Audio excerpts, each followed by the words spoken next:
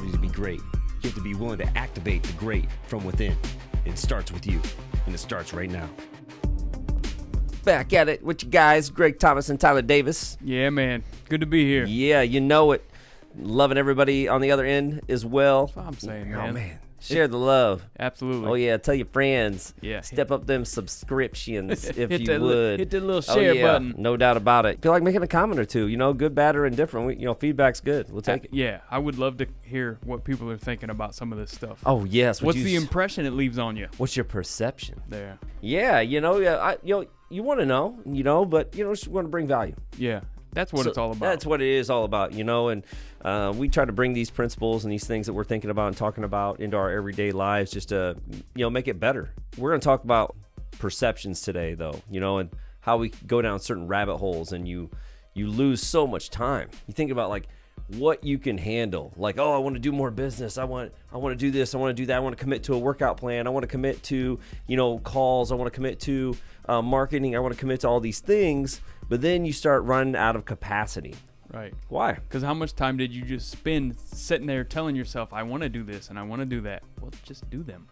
Right. But you start thinking bandwidth, right? And whether it's true or not, if you believe it, it's true. Yes. So, and that's kind of funny how perceptions work, right? And that's what we're going to talk about, or like some of these rabbit holes or echo chambers, things that ping pong in your mind. They bounce around between your ears.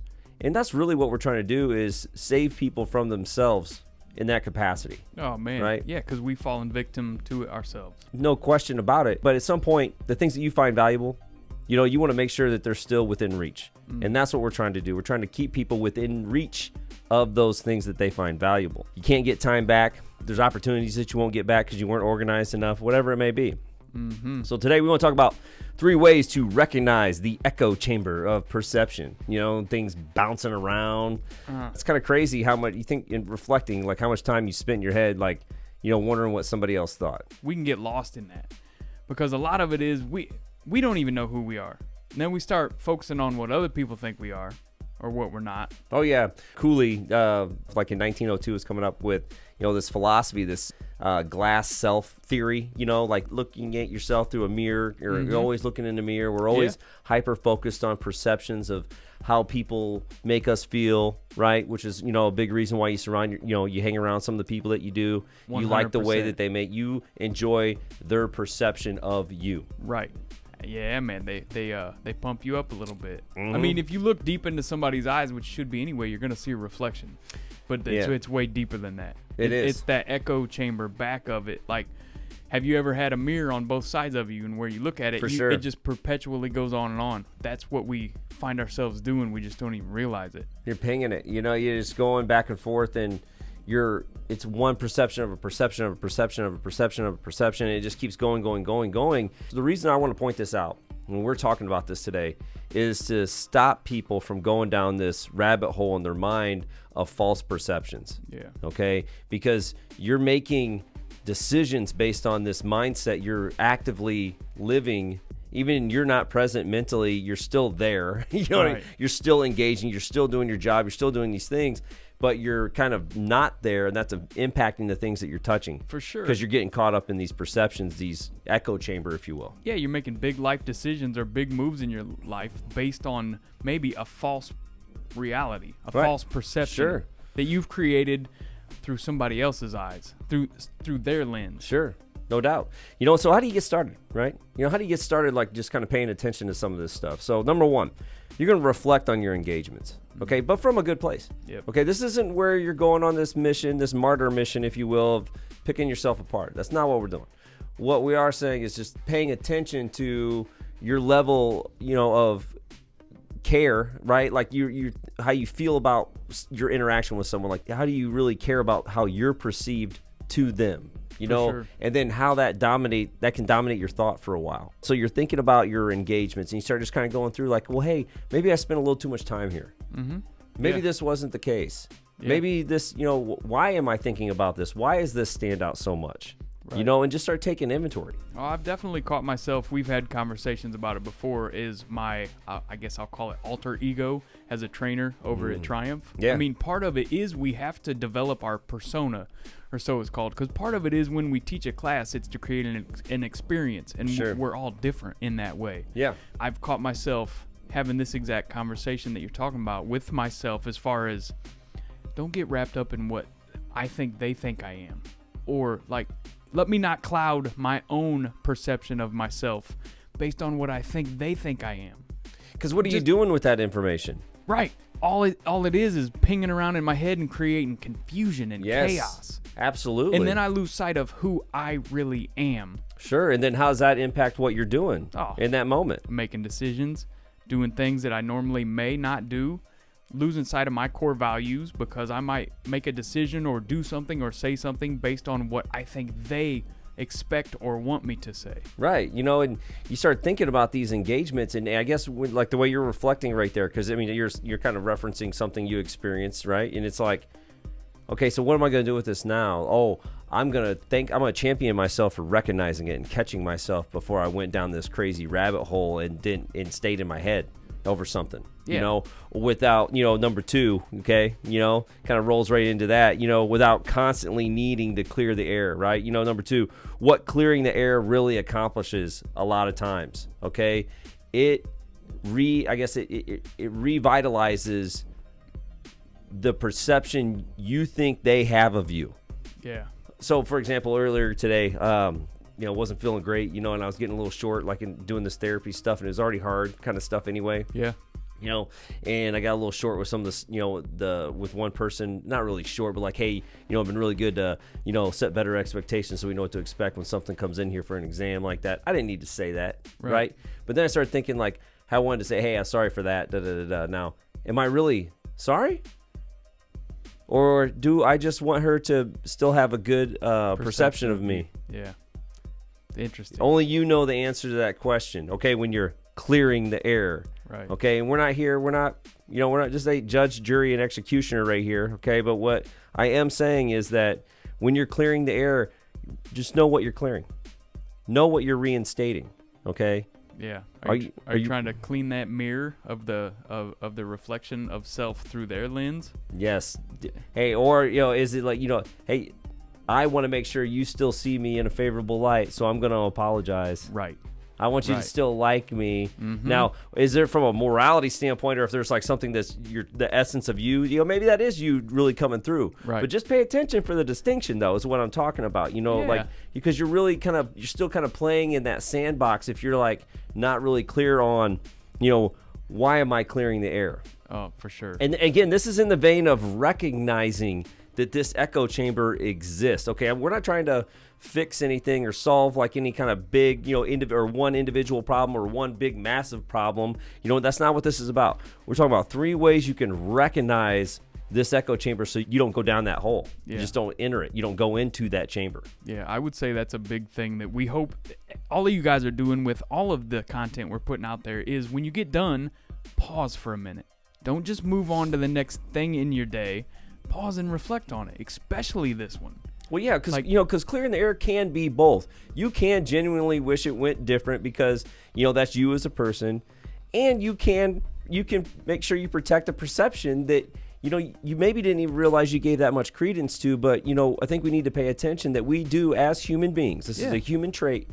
You do wonder and care and find value in having a favorable perception. You do. And but the crazy thing is, make sure you're doing it for the right reasons, like you said, for you, because that opens another rabbit hole of this same thing. Because then you think, oh, do they think I apologize just so that they like me more, or do they think I really meant it? And there it goes again. There's just another echo. It just reminds off in your mind. For sure, it reminds me of those books, you know, like where you could pick a different destination. You know, choose your own adventure. Choose your own adventure, right? You know, but you don't. You know, that's all fun and games when you're trying to find a cool book at the library back in the day. But like, choose your own adventure shouldn't be about perception, right? But it is. Oh, it happens. That's a great analogy, man. I mean, it really is. Oh, because dude. then you wake up the next day and start over. No doubt. I mean, when you're clearing the air and you're kind of thinking about things, you know, and you're just thinking about your engagements and all, you know, recognize when it was a choose your own adventure type scenario, okay? Like, and see where you went, see what, you know, and just kind of look back at it from a favorable position and or vantage point and be like, hey, you know, I know how to avoid that. Right, because if you don't like the way that story ended, choose a different path. Exactly. Well, here we go, right? So number 3, we make mind movies real. That's powerful. The echo chamber is kind of like a production studio for your mind movies. Right. You have these perceptions, one after another, after another, then a perception of a perception, perception of a perception. It's crazy, like where we can go with this in our mind, and you make it real. Oh, you my make gosh. it so real, and all these things go into it. And again, don't overthink this. All we want people to do is recognize this echo chamber of perceptions exists, okay? Don't go down the road of making a mind movie. Oh, man, it's so real. I mean, I remember being really shocked and fascinated when I went to school for audio engineering because there are a couple chambers in the world that are large rooms that are the most acoustically treated spaces on the planet, to where there is absolutely zero sound. People that go in there cannot stand it for more than a couple minutes. Like, really, people, they just can't take it. Like, they mentally just can't handle the fact that there is absolutely still. And for me, what that taught me was like, our minds are so loud. There's so much going on that we can't even stand silence. Most of us have never even actually experienced that kind of silence.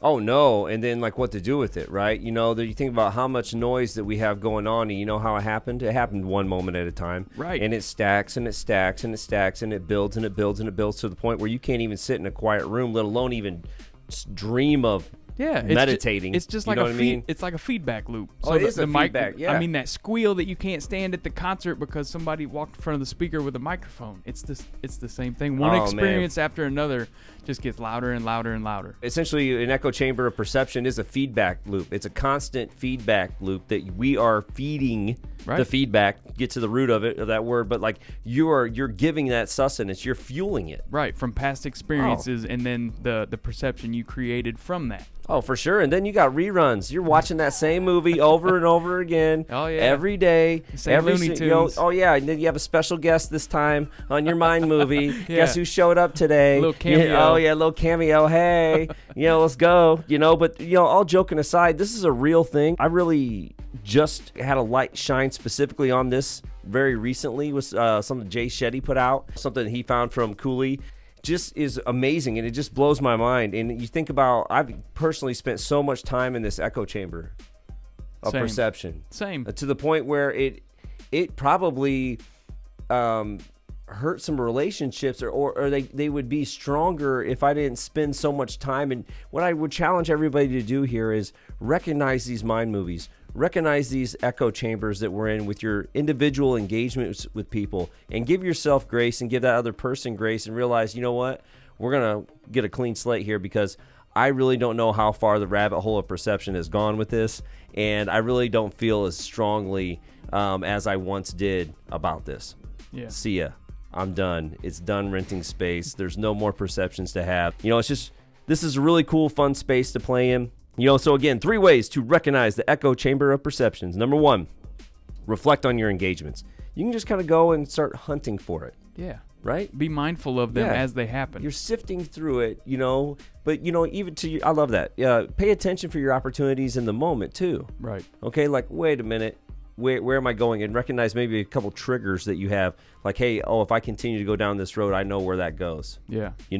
And just stop yourself from even getting, going down that road at all. So reflect on your engagements and just be mindful of your opportunities in the present as well. Number 2, what clearing the air really accomplishes. Okay. That's a big one. So check yourself a little bit here. Make sure that you are doing it for the right reasons. Okay. And if you're not, there's an opportunity to reflect some more and maybe like, okay, yes, I'm going to do things differently going forward. Now, I'm not just going to fix this person's perception of me. I'm really going to change me. Yeah. So what's your motive? What's my motive? You have one, whether you acknowledge it or not. And lastly, we make mind movies real. 100%. It's a constant feedback loop. You're fanning the flame, fueling the fire, however you want to call it. Yep. You're making it real, and these perceptions lead into this kind of false front, this mirage, and it can just suck your production. You know, you won't want to go do new things. Yeah, because then you start to think you have to uphold this persona that you have created from all of this stuff we're talking about. You could make bad financial decisions. Well, I mean, you know, the like, Mind movie, right? Yeah. It's when people write a script for a movie, they cast characters. Oh yeah, that's what we're doing. No doubt about it. You know, and you're keeping certain movies going, like going and buying stuff that you can't afford because you think that's the perception that people have of you. Right. That's just one example, folks. Okay, right. So this stuff is real. Pay attention to how much value we put on our perception, of people's perception of us. Yes. Okay, it's way more than you think. And if you've never thought about it before, that makes it even more true. Okay, so just again, it's a way to recognize the echo chamber of perception. Yeah, it is. Put this to work. It's a great tool, valuable stuff. We love it. We're thinking about it. We're trying to figure out how to improve every single one of our engagements with this and really just set your minds free. Yep, that's what it's all about. That's Go it. do something with it. Go do something with it, right? Now you got time. Now you got capacity. So, and that's what we're trying to help you do. Until next time, we're out. Want to take a quick minute to thank our sponsor, ccmindiana.com, for all your mortgage needs. Very competitive, ready to rock, ready to help you be a pre-approved buyer that can compete. Ready to get pre-approved for your next mortgage? Stop by ccmindiana.com and see how we can help.